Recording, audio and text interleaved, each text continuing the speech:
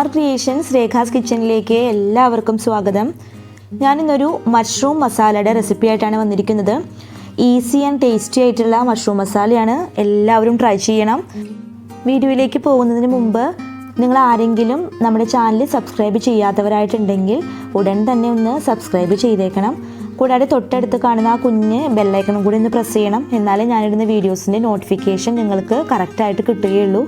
അപ്പോൾ നമുക്ക് വീഡിയോയിലേക്ക് കിടക്കാം. മഷ്റൂം മസാലയ്ക്ക് വേണ്ടിയിട്ട് ഞാൻ ഇതുപോലെ 200 ഗ്രാം പാൽക്കൂണാണ് എടുത്തേക്കുന്നത്. അപ്പോൾ ഇത് വെച്ചിട്ടാണ് ഞാനിന്ന് മഷ്റൂം മസാല തയ്യാറാക്കുന്നത്.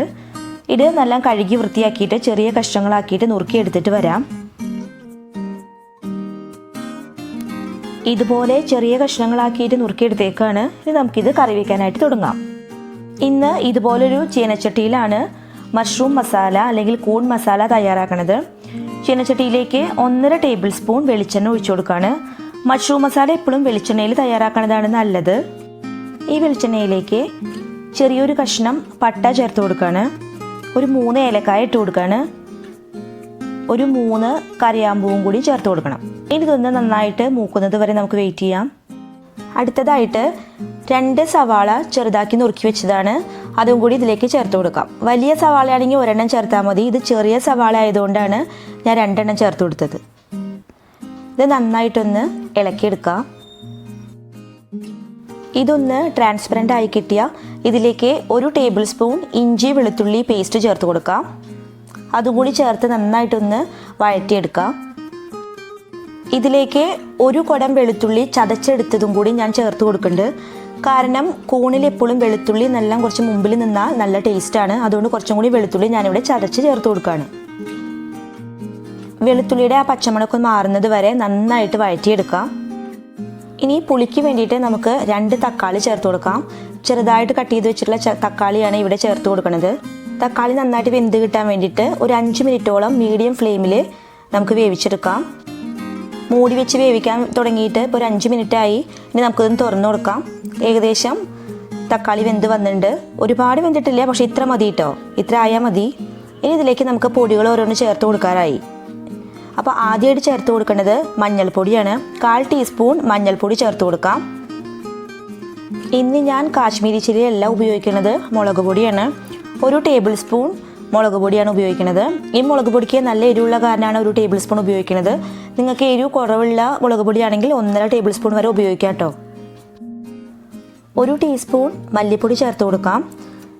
മല്ലിപ്പൊടിയുടെയും അതുപോലെ തന്നെ മുളക് പൊടിയുടെയും പച്ചമണം മാറുന്നത് വരെ നന്നായിട്ട് വഴറ്റിയെടുക്കാം. വഴറ്റിയെടുക്കുമ്പോൾ പ്രത്യേകം ശ്രദ്ധിക്കണം, ലോ ഫ്ലെയിമിലോ മീഡിയം ഫ്ലെയിമിലോ വെച്ചിട്ട് മാത്രമേ വഴറ്റിയെടുക്കാനായിട്ട് പാടുള്ളൂ. 1/2 ടീസ്പൂൺ ഗരം മസാലപ്പൊടി ഇവിടെ ചേർത്ത് കൊടുക്കുകയാണ്. ഗരം മസാലപ്പൊടി കൂടുതലാവരുത്, കാരണം നമ്മൾ വളരെ കുറച്ച് കൂണ് മാത്രമേ എടുത്തിട്ടുള്ളൂ. അപ്പോൾ 1/2 ടീസ്പൂൺ തന്നെ ധാരാളമാണ്. 1/2 ടീസ്പൂൺ പെരിഞ്ജീരകപ്പൊടിയും കൂടി ചേർത്ത് കൊടുക്കുകയാണ്. പെരിഞ്ജീരകത്തിൻ്റെ മണം ഈ കൂണിന് നല്ലൊരു ഫ്ലേവറാണ് കൊടുക്കുക. അപ്പോൾ അത് കാരണം ഈ പെരിഞ്ജീരകത്തിൻ്റെ പൊടി ചേർക്കുന്നത് നിങ്ങൾ മിസ്സാക്കരുത്. ഈ മസാലകൾ നന്നായിട്ടൊന്ന് മൂക്കട്ടെ. മസാലയുടെ പച്ചമണം നന്നായിട്ട് മാറിയാലേ നമ്മുടെ കറിക്ക് നല്ല ടേസ്റ്റ് കിട്ടുള്ളൂ. ഇനി നമ്മൾ കുരുമുളക് പൊടി ഇതിൽ ചേർത്തിട്ടില്ല. ഇപ്പോൾ 1 ടീസ്പൂൺ കുരുമുളക് പൊടി ചേർത്ത് കൊടുക്കുകയാണ്. ഇനി മഷ്റൂം മസാല നല്ല സ്പൈസി ആയിട്ടാണ് ഉണ്ടാക്കുന്നത്. അപ്പോൾ അതിന് ഒരു പ്രത്യേക ഒരു ഫ്ലേവറാണ്. ഈ ഡിഷ് ആരും പ്രിപ്പയർ ചെയ്യാൻ മറന്നു പോകരുത്. എല്ലാവരും ഇതൊന്ന് ട്രൈ ചെയ്ത് നോക്കി നോക്കണം. വളരെ ടേസ്റ്റി ആയിട്ടുള്ള ഒരു സൈഡ് ഡിഷാണ് ഇത്. ചോറിൻ്റെ കൂടിയും ഫ്രൈഡ് റൈസിൻ്റെ കൂടിയും ബിരിയാണിയുടെ കൂടിയും നെയ്ച്ചോറിൻ്റെ കൂടിയും ഒക്കെ കഴിക്കാനായിട്ട് നല്ല ടേസ്റ്റാണ്. ഇതുവരെ നമ്മൾ ഉപ്പ് ചേർത്ത് കൊടുത്തില്ല, അപ്പോൾ ആവശ്യത്തിനുള്ള ഉപ്പ് ചേർത്ത് കൊടുക്കാം. ഈ മസാലക്കൂട്ടിലേക്ക് കഴുകി വൃത്തിയാക്കി വെച്ചിട്ടുള്ള കൂൺ ചേർത്ത് കൊടുക്കാം. കൂൺ ചേർത്ത ശേഷം മസാലകൾ അതിൻ്റെ മുകളിൽ നന്നായിട്ട് ആവുന്നത് വരെ നമുക്ക് ഇളക്കി കൊടുക്കാം. നന്നായിട്ട് ഇളക്കി യോജിപ്പിക്കണം. ഈ കൂണിന് ഒരുപാട് വേവില്ല കേട്ടോ. കൂണിൻ്റെയും മസാലയുടെയും മിക്സ് ഒരു 5 മിനിറ്റ് നേരം മീഡിയം ഫ്ലെയിമിൽ നമുക്ക് മൂടി വെച്ചിട്ട് വേവിച്ചെടുക്കാം. ഈ കൂണിൻ്റെ ഉള്ളിലത്തെ വെള്ളമൊക്കെ ഒന്ന് ഇറങ്ങി കിട്ടാൻ വേണ്ടിയിട്ടാണ് നമ്മളിങ്ങനെ വേവിച്ചെടുക്കുന്നത്. അതിനുശേഷം മാത്രമേ വെള്ളമൊക്കെ ഒഴിച്ചു കൊടുക്കുന്നുള്ളൂ കേട്ടോ. മൂടി ഒന്ന് തുറന്ന് നോക്കി നോക്കാം. കണ്ടില്ലേ, കൂണിൽ നിന്ന് വെള്ളമൊക്കെ ഇറങ്ങി വന്നിട്ടുണ്ട്. നന്നായിട്ടൊന്ന് ഇളക്കി കൊടുക്കാം. അതിനുശേഷം നമുക്ക് ആവശ്യത്തിന് വെള്ളം ഒഴിച്ചിട്ട് ഇനി വേവിച്ചെടുക്കാം. അപ്പോൾ ഗ്രേവി കൂടുതൽ വേണമെങ്കിൽ നിങ്ങൾ ഞാൻ ഒഴിക്കണേക്കാളും കുറച്ചും കൂടിയും വെള്ളം കൂടുതൽ ഒഴിച്ചോളൂ. അതല്ല നല്ല തിക്ക് ഗ്രേവി ആണെങ്കിൽ കുറച്ച് വെള്ളം ഒഴിച്ചാൽ മതി. അതൊക്കെ നമ്മുടെ ആവശ്യത്തിനനുസരിച്ചിട്ട് ഒഴിക്കാം. ഞാനിവിടെ ഒരു മെഷറിംഗ് കപ്പ് കൊണ്ട് 1 കപ്പ് വെള്ളമാണ് ഇപ്പോൾ ഒഴിച്ചു കൊടുത്തേക്കണത്.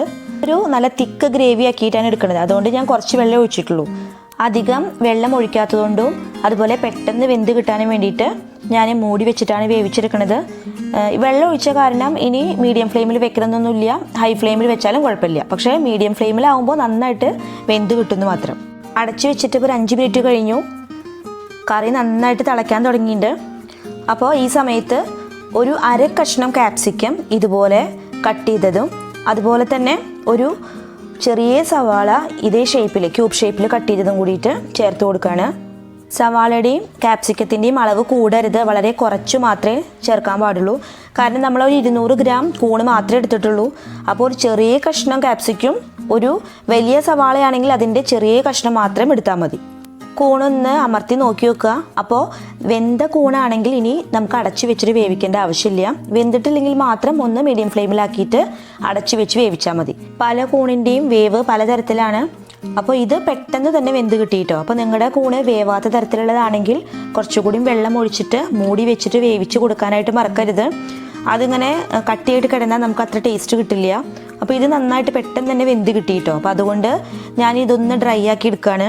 ഇനി വേറൊരു പ്രധാനപ്പെട്ട ഒരു കാര്യം പറയാണ്ട്, നിങ്ങൾ ചപ്പാത്തി, പത്തിരി, നെയ്ച്ചോറ് അതിനൊക്കെയാണ് ഈ കൂൺ കറി ഉണ്ടാക്കണതെങ്കിൽ ക്യാപ്സിക്കം ചേർത്താൽ നല്ല ടേസ്റ്റാണ്. അതല്ല ചോറിൻ്റെ കൂടെ കഴിക്കാനാണ് ഇത് തയ്യാറാക്കണതെങ്കിൽ ക്യാപ്സിക്കം അവോയ്ഡ് ചെയ്യണതാണ് നല്ലത്. ചോറിൻ്റെ കൂടെ കൂട്ടി കഴിക്കുമ്പോൾ അത്ര ടേസ്റ്റ് കാണില്ല കേട്ടോ. അതുകൊണ്ടാണ് പറയണത്. മഷ്റൂം മസാല ഇവിടെ നല്ല ഡ്രൈ ആയിട്ട് കിട്ടിയിട്ടുണ്ട്.